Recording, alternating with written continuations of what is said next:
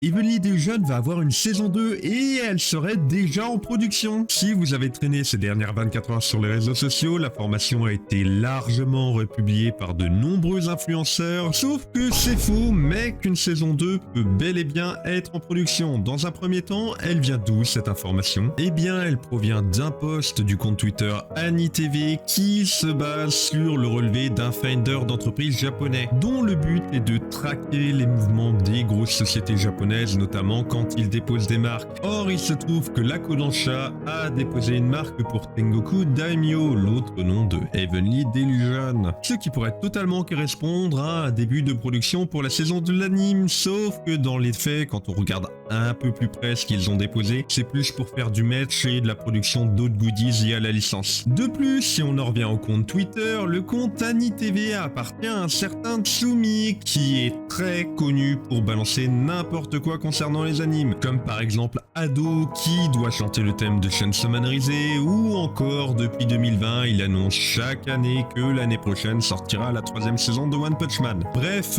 tout sauf un compte fiable, au contraire du mien, abonnez-vous. Toutefois, même si là malheureusement c'est faux, la production d'une 2ème saison de Tengoku Daimyo est potentiellement possible dans les prochains mois. Déjà, l'anime a eu énormément de succès à l'international, on parle quand même d'une série qui a été nommée Anime of the Year en 2023 pour le site Anime Trend, la plus grosse plateforme de sondage de popularité qui n'appartient pas à un diffuseur d'anime. Alors qu'en face, il y avait Oshinoko, la seconde saison de Jujutsu Kaisen, ainsi que celle de Spy X Family. Mais le problème, c'est qu'au Japon, c'était pas trop ça. Là où l'anime a eu un peu de succès, au niveau des ventes de Blu-ray, ça a été une catastrophe. On parle quand même de moins de 700 exemplaires vendus du premier Blu-ray sur sa semaine de lancement. Pour comparer, Oshinoko sur sa première semaine, c'était 7000. Alors qu'il n'y avait que le premier épisode de la série dans le Blu-ray. Enfin ça, c'est bien, mais la série a un autre souci, c'est qu'actuellement le manga n'est pas assez avancé pour qu'on ait une saison 2. Pour vous donner une idée, la première saison de l'anime adapte les 36 premiers chapitres du manga, sauf qu'à l'heure actuelle, il en compte seulement que 76, ce qui fait juste assez pour une seconde saison. Si on en a si peu, c'est que le manga est prépublié à un rythme mensuel avec régulièrement des petites pauses, comme par exemple en avril de cette année. Mais c'est pas les seuls problèmes que rencontre la série, puisque le staff de l'anime est relativement occupé ces derniers temps. Bon, pour le directeur du projet, ça va. Depuis la fin de Tengoku Daimakyo, il s'est juste chargé d'être à la tête du meilleur épisode de tous les temps sur l'adaptation anime de Frieren, ainsi que d'un épisode sur la première saison de Kaiju Number 8, ce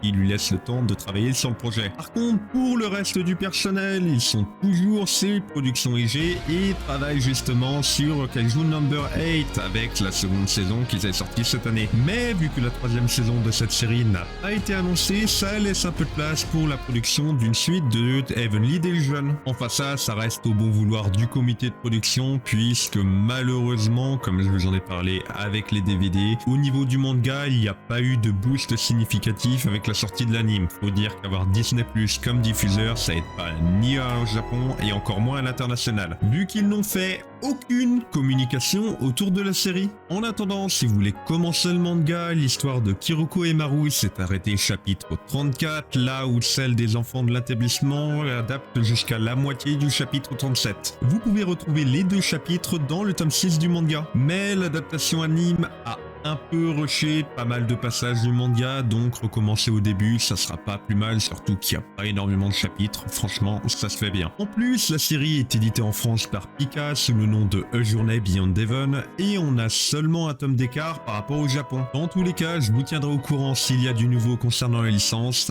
Abonne-toi pour plus d'actu.